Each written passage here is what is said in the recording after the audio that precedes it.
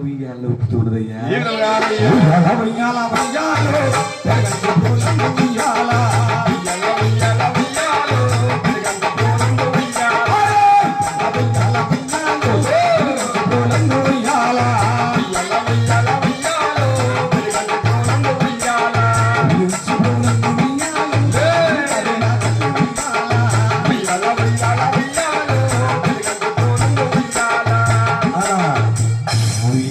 ఊగుతున్నది బంగారు తల్లి. ఆ బంగారు తల్లి తన అత్తతో ఏమంటున్నదయ్యా?